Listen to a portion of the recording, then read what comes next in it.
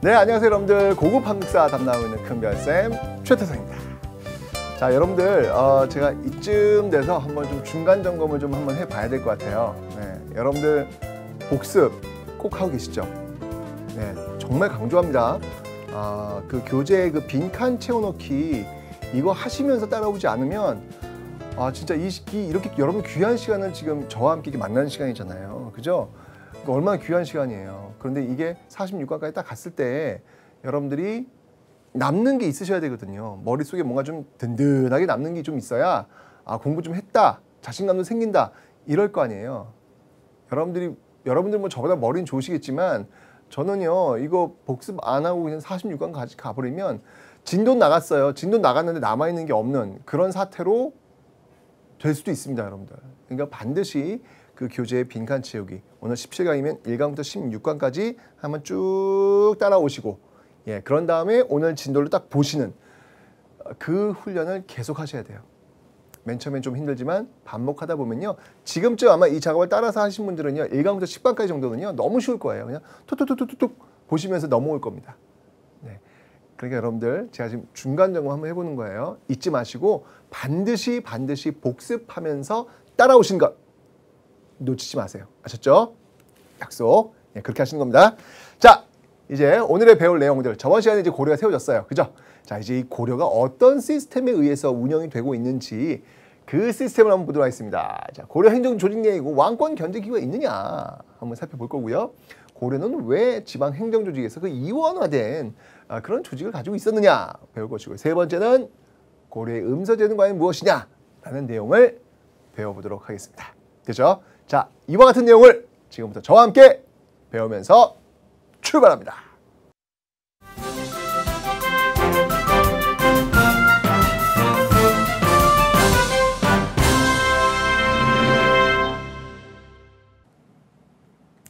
자, 여러분들 지금부터 여러분들 그 고려의 그 시스템 어떻게 해서 고려가 전 시간에 세워졌는데 그 세워진 고려가 어떤 시스템에 의해서 운영되고 있는지 그런 내용을 한번 지금부터 배워보도록 하겠습니다. 먼저 중앙행정조직입니다.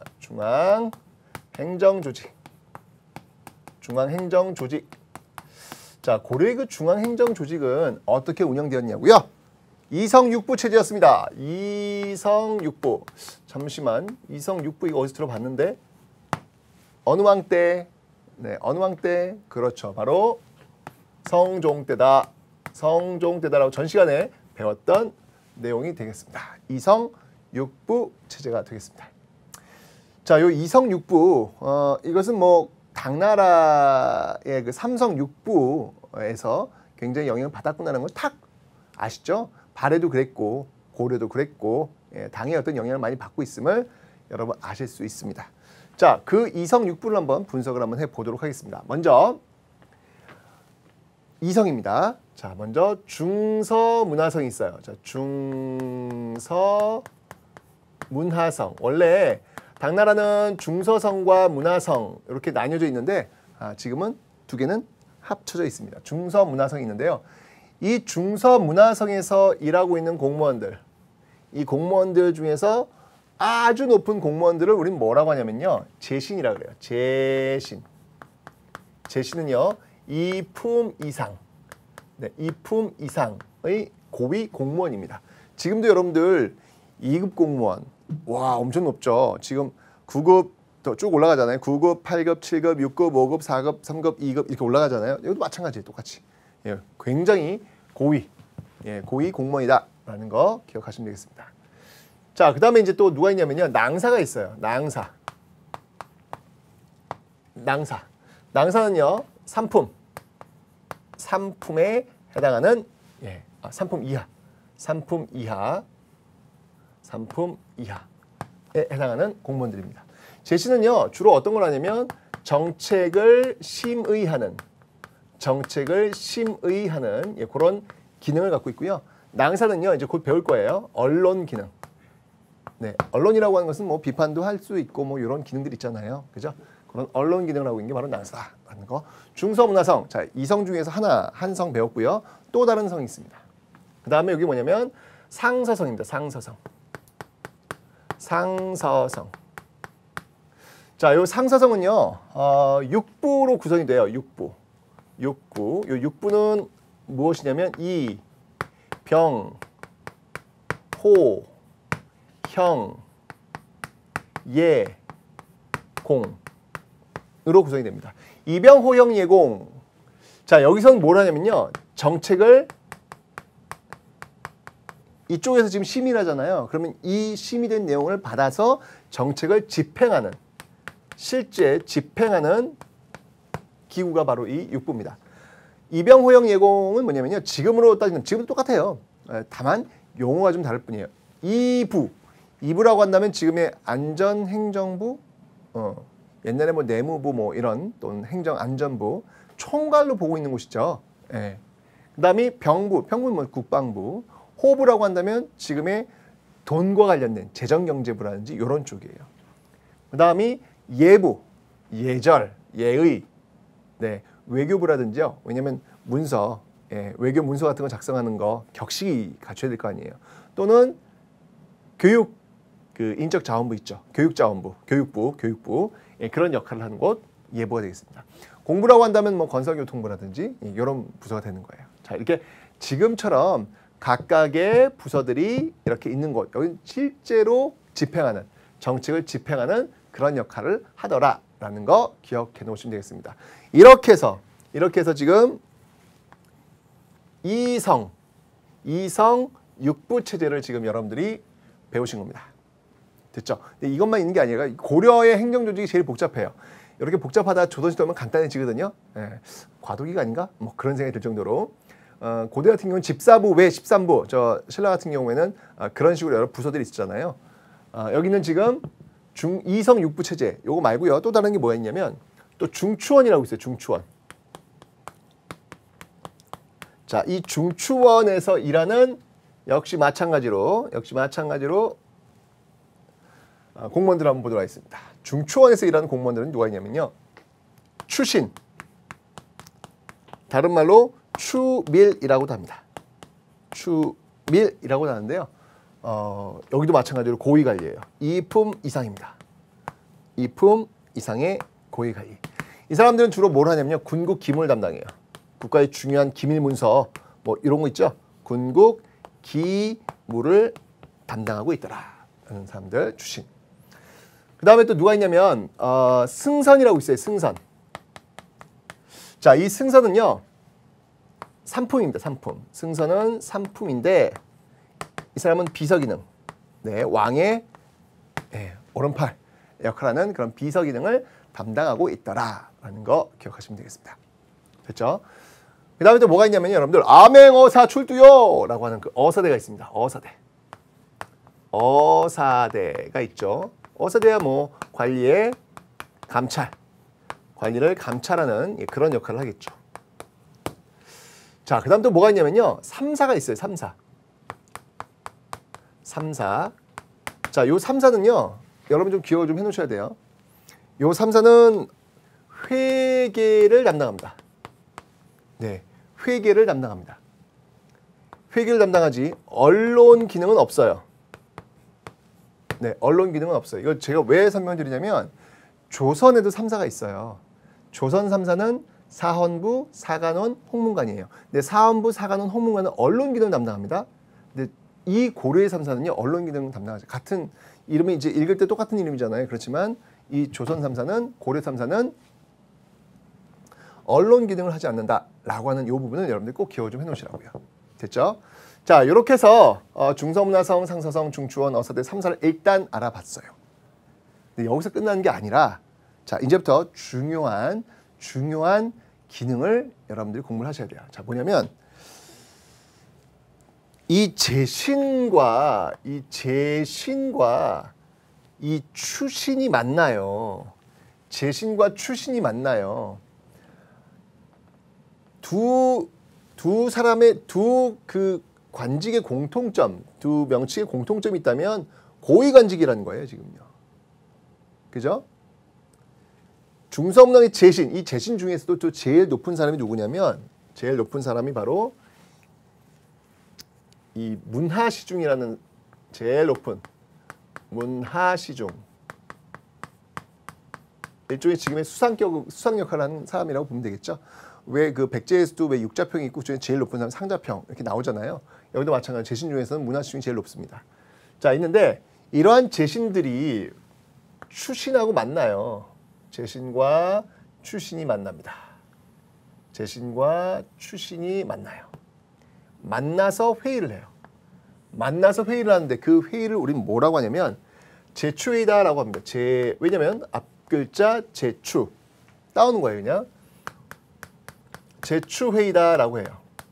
네, 제추회의라고 하는데 이 제추회의에는 뭐가 있냐면 이 제추회의에는 무엇이냐면요. 바로 도병마사와 네, 그 다음이 식목도감이 있어요. 도병마사와 식목도감이 있습니다. 도병마사와 식목도감이 있는데 이 도병마사 이제 배우실 거예요. 이 병마사는 이제 지방행정 조직 배울 때 5도 양계를 배우실 텐데 그 양계 즉 군사지역에다가 군사적으로 중요한 요충지가 양계거든요. 그 양계에 파견되고 있는 지방관의 명칭이에요. 도는 감독을 하겠죠. 즉 이 도병마사라고 하는 그 용어는 국방과 관련된 그 회의 기구라고 보시면 돼요. 그런데 워낙 그 중요성이 중대해지다 보니까 국방뿐만 아니라 다른 여러 행정적인 일들까지도 여기서 지금 해결을 해내고 있는 고려 최고의 회의 기구라고 보시면 됩니다. 도병마사가요.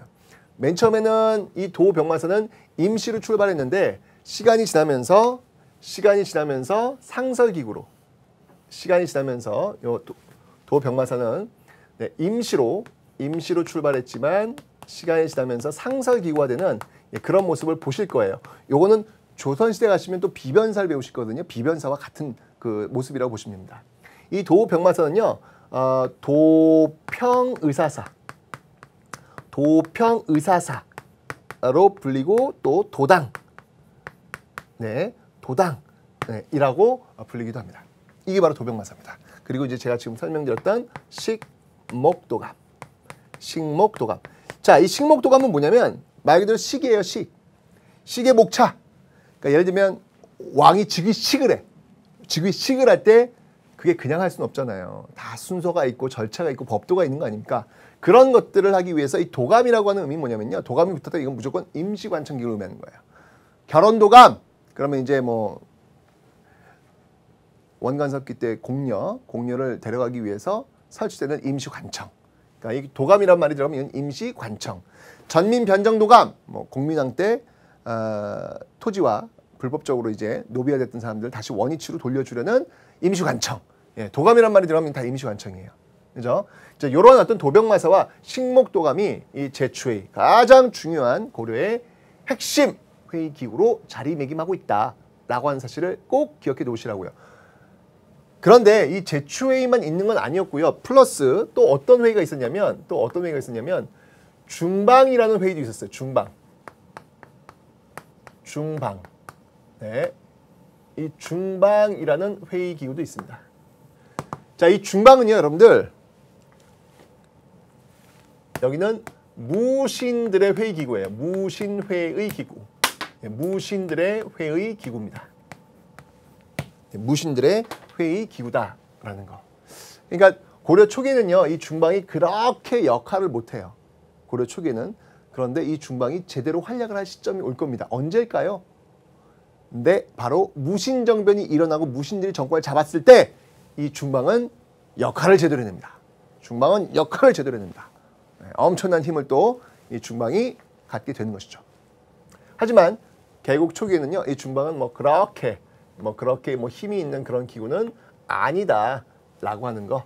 제추회의야말로 진정한 문벌귀족 사회까지 아주 중요한 역할을 했던 그런 곳이다라는 거 기억해 놓으시면 되겠습니다. 됐죠? 자, 요거 기억해 놓으시고요. 그 다음에 여기 지금 낭사가 등장을 합니다. 이 낭사와 또 누가 만나냐면요. 어사대가 만나요. 낭사와 어사대가 만납니다. 자, 이 낭사와 어사대가 만나는 것을 우리는 뭐라고 하냐면요. 이들을 뭐라고 하냐면 대간이라 그래요. 이 관리들을 우리는 대간이라고 하는데 이거를 대성이라는 제도를 운영하고 있는 관리들을 우리는 대간이다라고 이야기를 하고 있는 겁니다. 자, 이 대간은요 어떤 역할을 하냐면요, 네, 언론 역할.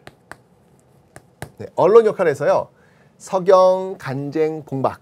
자, 서경, 간쟁, 봉박 그 역할을 해요. 자, 이게 뭐냐면 서경이라고 하는 건 뭐냐면 뭐 인사를 담당한다고 했을 때 서는 뭐냐면 서명할 때 그 서예요. 그러니까 사인이에요, 사인. 이 서경을 서경 제도라고 하는 건 뭐냐면 왕이 이 정책 이거 한번 해봐라고 했을 때 사인을 안 하는 거예요. 이렇게 정이 이 정책 시비 돼가지고 이렇게 딱 왔을 때 사인을 다 안 해버리는 거죠. 비판 기능. 간증이라고 하는 건 뭐냐면 말 그대로 전하. 그때는 이제 제가 다음 시간에 설명했지만 폐하예요. 폐하 이러시면 난이 되옵니다. 제 목을 치시옵소서. 이렇게 목을 내밀면서 이야기할 수 있는 그런 게 바로 이제 간증입니다. 간증. 봉박은 뭐냐면요, 관련 서류 왔어요. 서류 봤는데 이게 마음에 안 들어. 이건 아니지. 다시 또 풀 붙인 거 다 돌려보내는 거예요. 이거를 봉박이라고 합니다. 이런 것들은 전부 다 견제할 수 있는 이런 어떤 그 독재적인 어떤 그 권력이 있다면 그런 것들을 견제할 수 있는 그런 역할로 지금 자리매김을 하고 있다라는 것이죠. 이게 조선시대 가면요 어디서 담당하냐면 이런 것들을 조선에서는 3사, 네, 조선 3사에서 이런 것들을 관리하고 있습니다. 사관원, 사원부, 홍문관. 요 3사와 고려의 3사는 완전히 다른 거예요, 여러분들. 이걸 잊으시면 안 돼요. 굉장히 중요한 파트입니다. 여기 3사는 단순하게 회계만을 담당하고 있다라고 하는 요 꼭 비교를 좀 해놓으셔야 되는 거예요. 됐죠?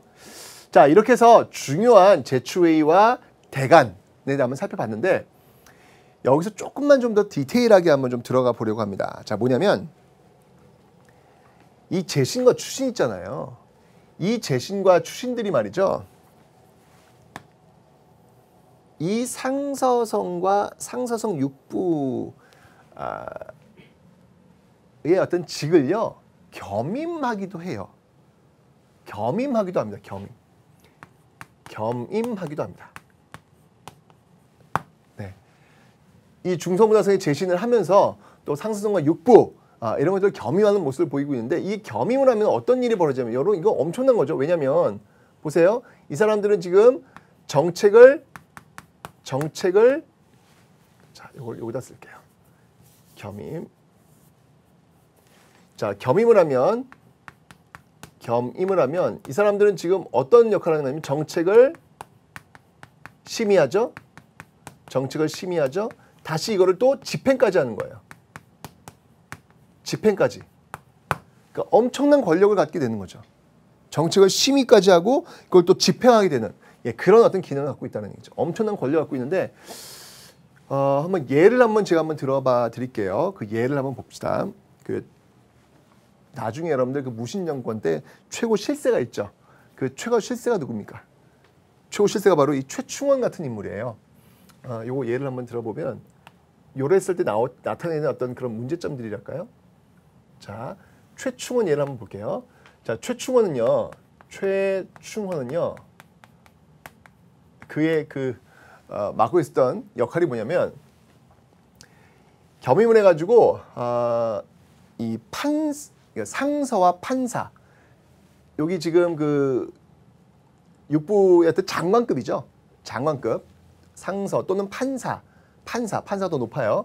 판사와 상서를 이제 겸임하는 그런 모습들을 지금 보이고 있습니다. 여기 보면 알겠지만 판사와 상서를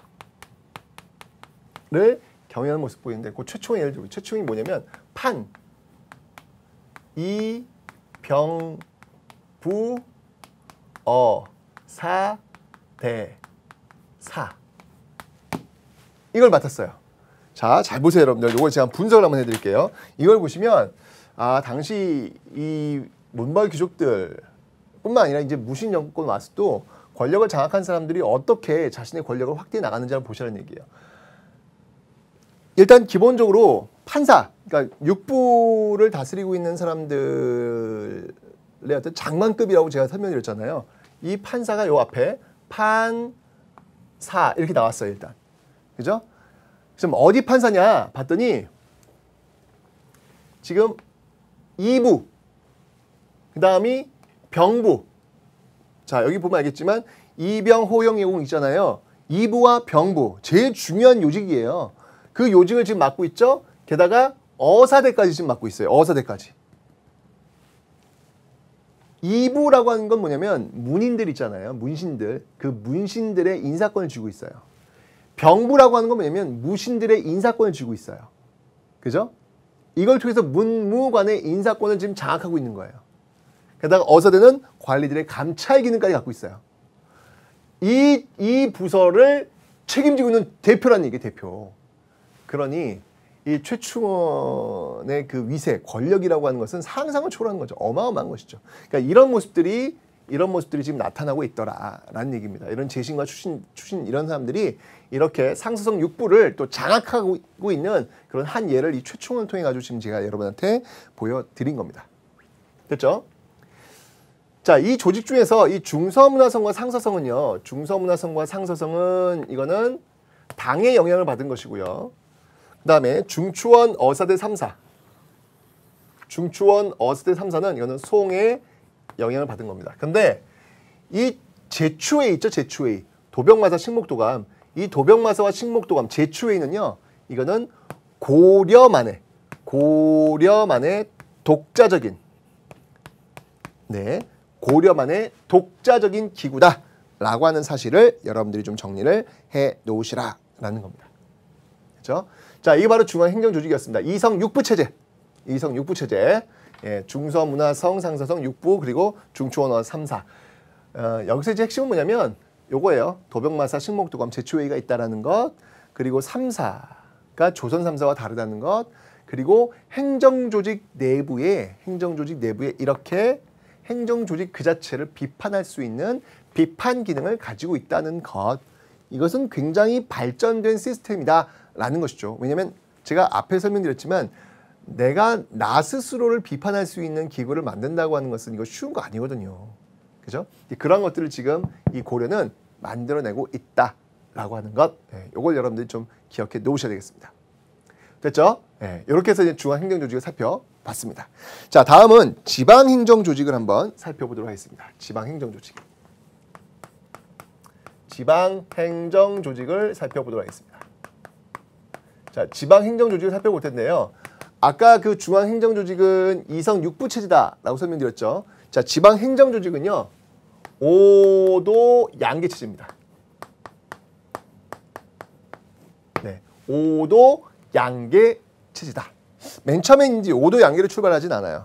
맨 처음에 여러분들 지방행정조직 공부하면서 어느 성용 때 뭘 배웠습니까? 그죠? 지방 12목 배웠죠. 그죠? 요게 성종 때. 그러다가 요게 이제 쭉 발전되면서 이제 5도 양계체제 되는 거예요. 5도 양계체제로 정리가 되는 거예요. 이 5도 양계체제 정리는 현종 때. 5도 양계체제는 현종 때 볼 수 있습니다. 그래서 우리는 이제 5도 양계를 지금 공부할 거예요. 자, 이 5도 양계에서 여러분들 이 5도는 행정적 성격을 띠고 있어요. 행정적 성격을 띠고 있고 양계는요. 군사적 성격을 띠고 있습니다. 네, 그래서 우리는 이원화된 행정조직이다. 이원화된 조직이다 라고 이야기를 하는 거예요. 왜냐하면 조선시대는요. 이렇게 이원화되어 있지 않아요. 조선시대는 딱 간단해요. 8도 끝. 8도. 네, 전국 8도로 나눠가지고 딱 운영되는 그런 모습들. 그런데 고려는 이렇게 이원화된 5도와 양계로 이렇게 이원화된 그런 모습들을 보이고 있다라고 하는 사실을 여러분들 기억해 놓으시라고요. 됐죠? 이게 좀 다른 거예요. 자, 그러면 이 5도와 양계가 무엇이겠느냐? 그 내용들을 한번 좀 살펴보도록 하겠습니다. 자, 먼저 제가 이 한반도 지도를 좀 이렇게 도식화시켜서 그려놨습니다. 자, 여기가 어디냐면요. 여기가 바로 양계 중에서 북계예요. 북계. 양계 중에서 북계. 그 다음에 여기 어디냐? 여기가 바로 양계 중에서 동계예요. 동계. 네, 하나, 둘. 네, 그래서 양계라고 하는 겁니다. 북계, 동계 합쳐서 양계. 여기가 근데 왜 군사적 성격이 강할까요? 딱 보니까 느낌 오시죠, 여러분들? 네. 북쪽에서는 지금 누가 쳐들어오겠어? 예, 북쪽에서는 지금 거란족 쳐들어오겠네요. 그죠? 그리고 또 여진족 쳐들어오겠네요. 그죠? 그래서 삐쭉삐쭉 나오잖아요. 예, 이게 뭘까요? 이렇게 제가 지금 삐쭉삐쭉 만들었는데 이게 뭘까요, 이게? 그림을 제가 잘 그렸다고 생각하는데 이게 뭔지 몰라요? 자, 이건 바로 성입니다. 성. 어떤 성? 네, 바로 천리장성이 되겠습니다. 천리장성이 되겠습니다. 천리장성. 요거 이제 그 고려의 그 대외관계 공부하실 때 여러분들 거란족 침입에 맞서 거란족을 물리치고 나서 천리장성 축조하거든요. 예, 그걸 제가 지금 이렇게 한번 묘사를 한번 해봤습니다. 자, 이렇게 양계가 있고요. 그 다음에 이제 5도. 지방행정조직을 살펴봐야죠. 그죠? 자, 먼저 중앙이 있고요. 자, 그 밑에 이제 5도가 이제 가야 되겠죠. 이 중앙은 여러분들 제가 이성육부라고 지금 설명드린 거예요. 요 중앙의 이성육부 행정조직을 지금 이렇게 설명을 드린 겁니다. 됐죠? 그리고 나서 지금 그 밑에 있는 지방행정조직을 지금 보려고 그래요. 자, 뭐가 있냐면, 자, 5도가 있고요. 자, 그 밑에 또 뭐가 있냐면요. 사도호부, 팔목, 그다음에 주, 군, 현이 있어요. 네. 사도부, 팔목, 주, 군, 현. 이렇게 있고요. 그 다음에 이제 또 뭐가 있냐면요. 요 밑에 속군, 그다음에 속현, 그다음에 향, 소, 부곡. 이러한 지방 행정 조직들을 갖추고 있다라는 겁니다. 자, 그러면 하나씩 한번 살펴보도록 하겠습니다. 자, 일단 큰 테두리로 5도를 지금 만들었죠. 자, 요 5도와 또 같이 가고 있는 빰빰빰 특별행정구역이 있어요. 그게 뭐냐면 삼경이라는 지도입니다. 삼경. 요 삼경은 여러분들 풍수지리를 고려해서 만든 거예요. 삼경은 풍수지리를 고려해서 만든 겁니다. 근데 삼경에는 뭐가 있냐면요. 이 삼경에는 일단 서경, 그 다음에 개경, 그 다음에 동경이 있어요. 동경은 경주예요, 경주. 근데 이 동경이 나중에는 남경이 돼요. 남경은 서울이에요, 서울. 네, 이렇게 바뀔 겁니다. 근데 여러분들 고구려에도 삼경이 있었죠. 그죠? 고구려 삼경은 풍수지리와 관련이 있다, 없다? 없다. 고구려 삼경, 여러분들 그 국내성, 평양성, 한성 제가 말씀드렸잖아요. 거기는 풍수지리와는 관련이 없어요. 왜냐면 그 당시 풍수지리라는 곳에 들어오질 않았으니까. 신라 하대 도선에 의해 들어왔다고 그랬잖아요. 자, 하지만 이 고려의 삼경 풍수지리와 관련이 있습니다. 고려를 세운 사람들 호족 육두품. 자, 이들은 특히 호족들은 선종과 풍수지리를 자신의 어떤 그 이념으로 삼고 출발한 사람들이기 때문에 풍수지리를 굉장히 중시 여깁니다. 여기에서도 이제 그런 것들이 지금 드러나고 있더라라는 거 꼭 알고 계셔야 되겠습니다. 됐죠? 자, 그 다음에 사도호부 팔목 주군현이 있는데요. 그 밑에 속군, 속현, 향소, 부곡이 있어요.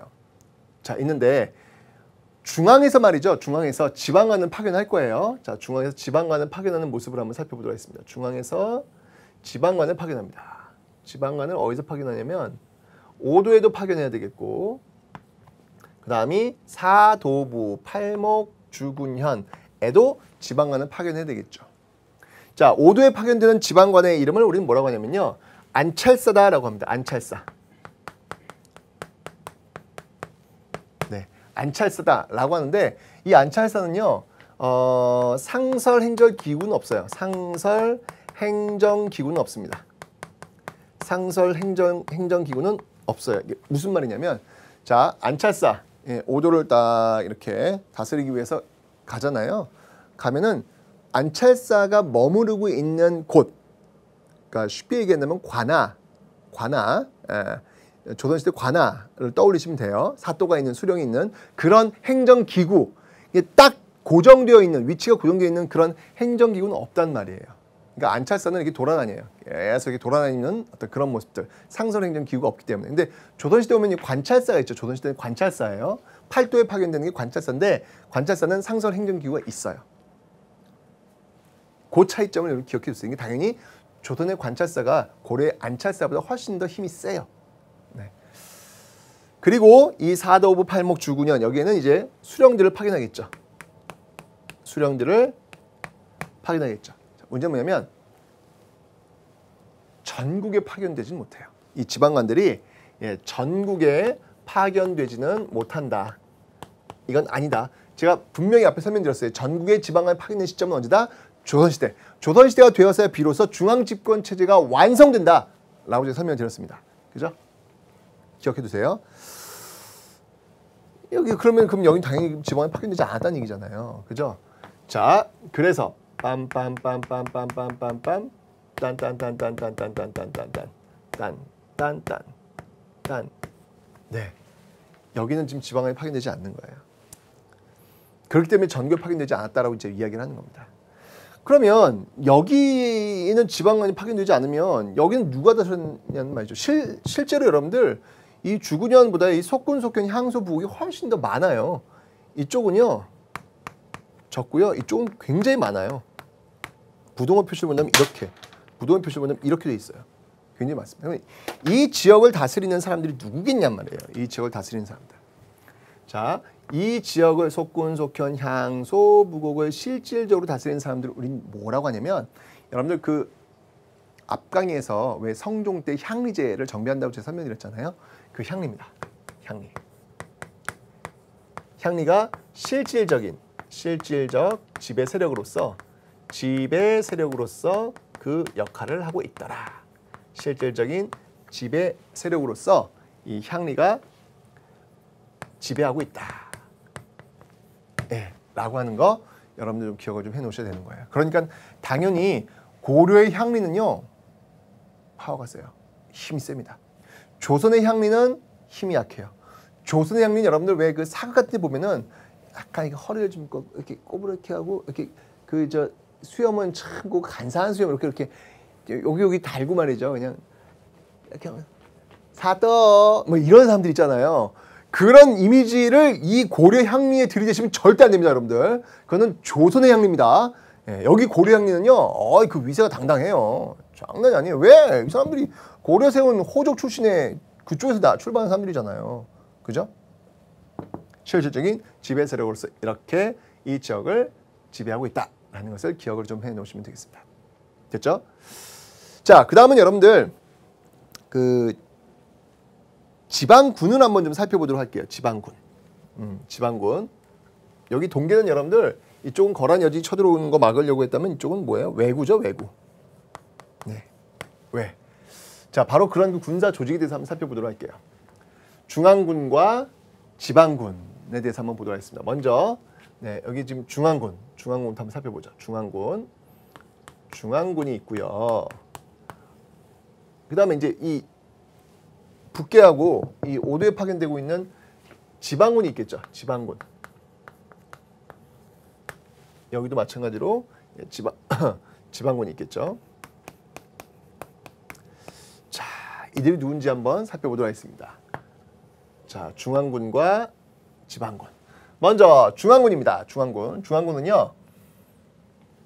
중앙군은 누구냐? 바로 2군 6위입니다. 2군 6위로 구성이 되어 있습니다.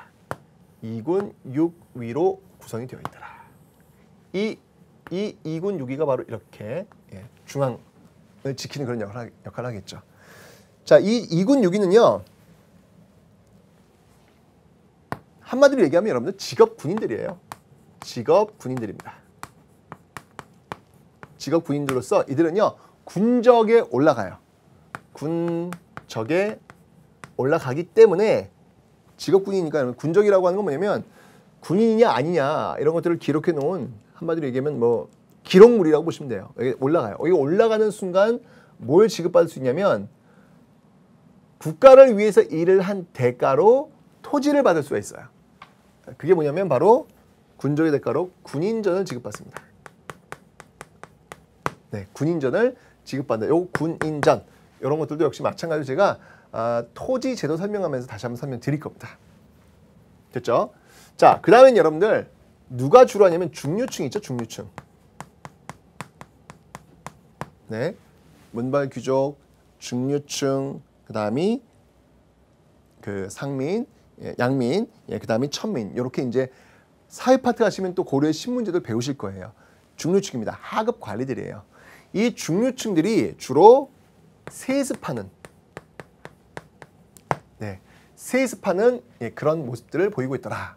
이들이 이제 중앙을 지키는 그런 역할을 하고 있습니다. 그러면 지방은 누가 지키느냐? 지방. 먼저 이 오도에 파견된 지방군을 우리는 뭐라고 하면 주현군이라 그래요. 주현군이라고 합니다. 뭐 어렵지 않죠, 여러분들? 주현군. 네, 왜 어렵지 않냐면 여기 지금 지방에 보시면 알겠지만 주군현 이렇게 있잖아요. 그죠?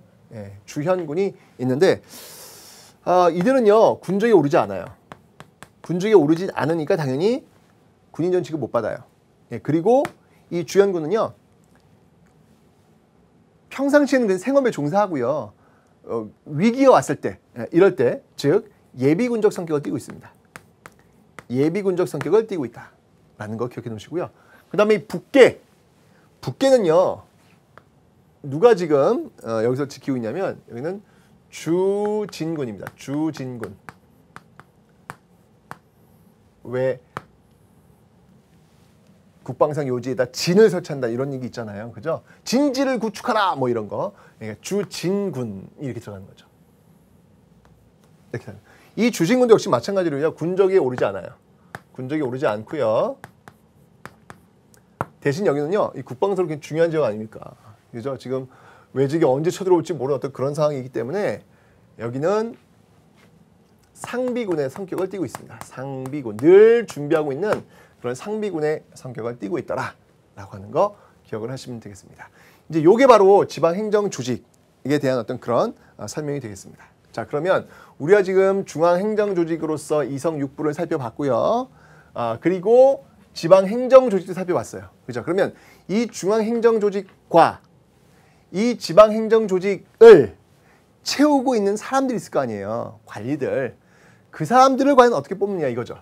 그 사람들을. 자, 관리 등용제도를 한번 살펴보도록 하겠습니다.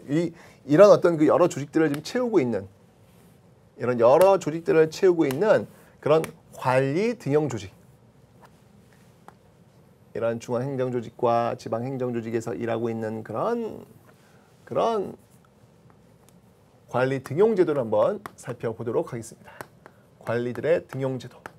크게 관리가 되기 위한 방법은 크게 두 가지로 나뉩니다. 먼저 과거제입니다. 과거제. 자, 이 과거제는요. 특징이 있어요. 자, 어떤 특징이 있는지 한번 살펴보도록 할게요. 과거는요. 자, 먼저 누가 응시를 할 수 있을까요? 응시 자격. 응시 자격은요. 제가 아까 신문 얘기했죠. 문발귀족 또는 중류층, 그 다음에 양인, 천민. 양인 이상이면 다 과거를 볼 수 있어요. 양인 이상이면 응시가 가능합니다. 응시가 가능합니다. 그러니까 여러분 이것도요. 굉장히 열려 있는 거예요. 왜냐하면 여러분들 고대에는요. 골품제도, 특히 신라를 기준으로 봤을 때는 골품제도 굉장히 폐쇄성이 있었잖아요. 근데 이 양인 이상 응시가 가능, 이 과거제, 광종에 의해서 도입되었던 이 과거제로 인해서 어느 정도 개방성을 가질 수 있었다는 거죠. 그만큼 시대는 한 단계 더 발전했다는 얘기예요. 역사가 발전한다고 했을 때 그 기준 여러분 뭐라고 생각하십니까? 어떤 관점에서 역사는 발전했다고 보십니까? 여러 가지 관점이 있고 여러 가지 기준이 있겠지만 저는요. 바로 자유. 내가 어떻게 살 것인가에 대한 고민을 하고 그 답을 찾았을 때 그 답을 실행에 옮길 수 있는 그 자유의 폭, 그 자유의 폭이 더 깊으면 깊을수록 그 사회는 발전됐다라고 저는 판단을 합니다. 고대에는요. 어떻게 살 것인가? 아, 나는 관직에 나아가서 정말 이 국가를 위해서 좋은 일을 많이 하며 살 거야. 근데 우리 아빠 농민이야. 방법이 없어요. 방법이 없는 거예요. 그렇지만 고대를 지나서 이 고려시대 들어오면요. 내가 그 꿈을 품고 있다면 가능성이 열려 있는 거예요. 물론 굉장히 제한적입니다. 제한적이에요. 하지만 열려 있다는 것, 그게 굉장히 중요한 의미를 갖고 있다는 얘기죠. 양인 이상 응시가 가능하다라는 거 기억해 놓으시고요. 그 다음에 재밌는 게요. 이 과거제 이렇게 보시면 알겠지만 승과가 있어요. 승과. 승과는 뭐냐면 승려를 뽑는 거잖아요. 그러니까 이 고려시대가 진짜 굉장히 그 불교의 나라로서 이런 것들 굉장히 중시 여겼구나라는 걸 알 수 있습니다. 승과가 있고요. 근데 재밌는 건 뭐냐면 무과가 없어요. 무과가 없어요. 무과. 이순신 여러분들 무과 시험을 봐가지고 장군이 됐잖아요. 쭉쭉 올라가가지고. 그죠? 고려시대는 그럴 기회가 없어요. 고려시대에 만약 이순신이 태어났더라면 아마 그런 기회는 없을 거예요. 그게 또 하나의 역사의 발전이라는 이야기예요. 여러분들. 그럼 선생님. 고려시대 때 무인들은 그럼 어떻게 뽑아요? 네. 제가 다음 주에 또 배우겠지만 여러분들 이 고려시대는요. 외침들이 너무 많아요. 외세 침략들이 무지하게 많아요. 10세기, 11세기는 거란족이 쳐들어오죠. 12세기는 여진족이 쳐들어오죠. 13세기는 몽골이 쳐들어오죠. 14세기는 여진, 홍건족과 왜구가 너무 많이 쳐들어와요. 그 전쟁을 수행하는 과정에서 공을 세우잖아요. 네, 그러면 무인이 될 수 있고 또 무인들이 또 승급, 또 올라갈 수 있고 공을 세우면 가능한 그런 시스템으로 형성되어 있다라고 하는 거 기억을 좀 해놓으시면 되겠습니다. 됐죠? 그 다음에 이 또 고려 과거의 또 특징이라고 쓰는 게 뭐냐면 이 좌주 문생 관계가 형성된다는 거예요. 이 좌주라고 하는 사람들은 누구냐면 이 과거를 주관하는 관리예요. 관리. 이런 사람들을 지공거라고 합니다. 지공거.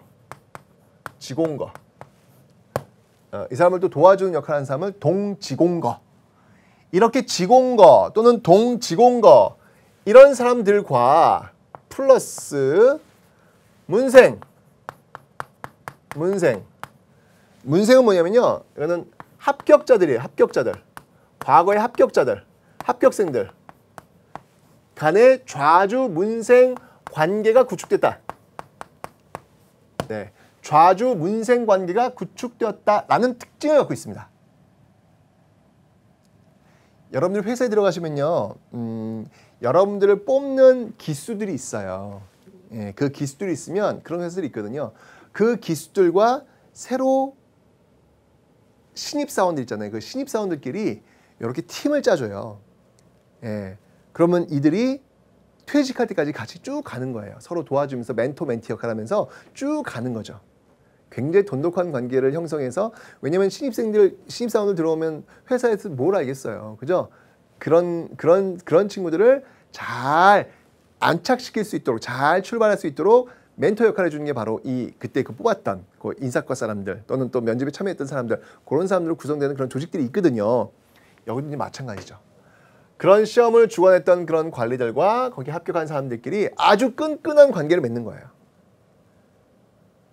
잘 되면 좋죠, 이게요. 그죠? 잘 되면 이런 합격생들이 빨리 자신의 실력을 발휘할 수 있는 건 토대가 마련되니까. 근데 이 관계가 어떤 권력을 놓지 않으려는 어떤 그런 우리 사람이라고 하는 그 틀에 갇혀버리는 순간 이건 문제가 생길 수 있죠. 그죠? 네, 이런 그 좌주 문생 관계가 또 이 고려 과거의 또 특징이다라는 거 기억을 좀 해놓으시면 되겠습니다.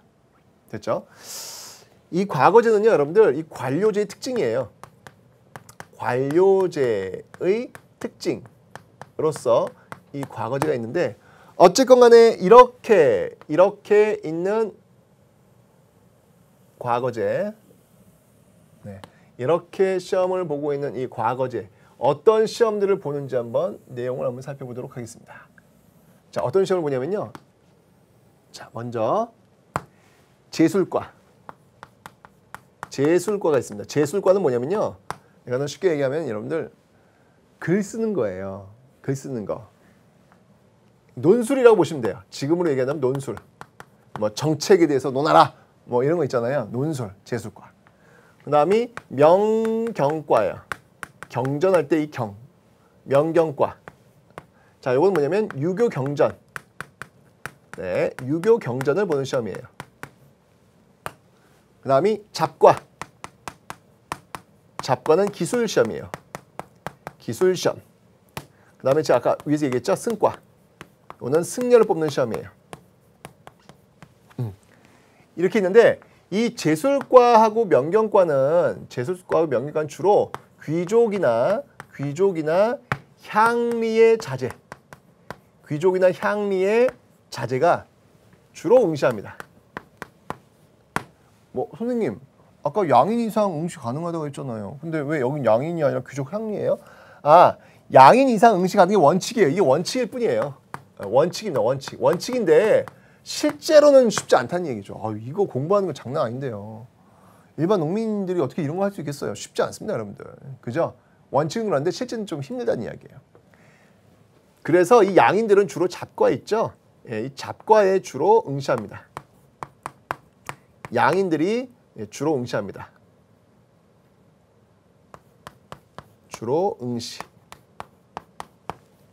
그런 모습들 보이고 있더라라는 거 기억하시면 되겠습니다. 됐죠? 이런 것들이 있어요. 과거. 시험을 봐가지고 시험을 보는 것이죠. 그런데 이것 말고 시험 보지 않고도 관직에 나가는 방법이 있어요. 네. 이건 참 힘들겠죠. 관직에 나가지 않는 방법. 그러니까 시험을 공부하지 않고도 관직에 나갈 수 있는 방법. 자, 그게 뭐가 있냐면 음서라는 제도가 있어요. 음서.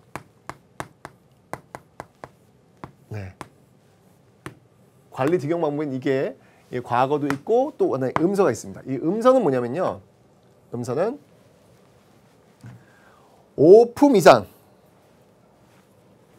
5품 이상의 굉장히 고위 관리예요. 5품 이상의 그 자제 있죠? 예, 자제들에게 주어지고 있는 무시험 전형이다. 무시험 전형이다. 라고 보시면 돼요. 네. 5품 이상의 과제, 무시험 전형. 그러니까 이 음서라고 하는 것은 여러분들 굉장히 어떤 신분제, 그 사회의 어떤 그 귀족제 있죠, 귀족제. 귀족제의 특징을 나타내는데 아주 중요한 그런 근거가 되는 겁니다. 왜냐하면 고려 사회를 관료제 사회로 볼 것이냐, 귀족제 사회로 볼 것이냐 논란이 많이 있어요. 예, 그 중에서 관료제 사회로 봐야 된다라는 사람들은 과거를 들고 있고요. 아니다, 고려는 귀족제 사회다라고 했을 때 음서를 그 근거로 들이밀고 있다는 이야기죠. 어쨌건 이렇게 과거와 음서를 통해 가지고 바로 이러한 지방행정조직의 장관이라든지 또는 중앙행정조직의 장관으로 나아갈 수 있다라고 하는 사실을 여러분들 기억을 좀 해놓으시라는 이야기예요. 됐죠? 아까 제가 여기 북계 설명드렸는데요. 이 북계나 양계, 즉 여기가 지금 양계 중에서 여기가 이렇게 합시다. 양계 중에서 북계라고 설명드렸죠. 양계 중에서 북계라고 설명드렸는데 여기에도 제가 지금 아까 지방에 파견된다 그랬죠. 이 앞에서 도 병마사 기억하시라 그랬죠. 예, 그래서 여기에도 이렇게 파견이 됩니다. 파견되는데 그들을 우리는 병마사다라고 하는 거예요. 병마사. 병마사도 파견되고 있다. 그래서 이런 어떤 그 관직, 과거라든지 음서 이런 데 합격된 사람들이 병마사로, 안찰사로 또는 뭐 이렇게 낭사로, 뭐 제신 뭐 이런 식으로 해서 나아가는 그런 모습들로 이 시스템이 갖춰져 있다라는 것을 여러분들 기억하시면 되겠습니다. 됐죠? 자, 이렇게 해서 고려가 세워졌고 고려가 어떻게 운영되고 있는지에 대한 어떤 규칙을 지금 배웠습니다. 자, 다음 시간 말이죠, 여러분들. 이렇게 나아갔던 이 고려가 삐걱 되면서 큰 사건이 하나 벌어져요. 늘 세상에 영원한 건 없거든요. 조금 더 길게 가려면 늘 갖고 있는 무언가를 내려놓을 줄 알아야 되는데 그게 참 힘들어요. 그 힘들어하는 고려의 인간 군상들의 모습을 다음 시간에 한번 보도록 하겠습니다.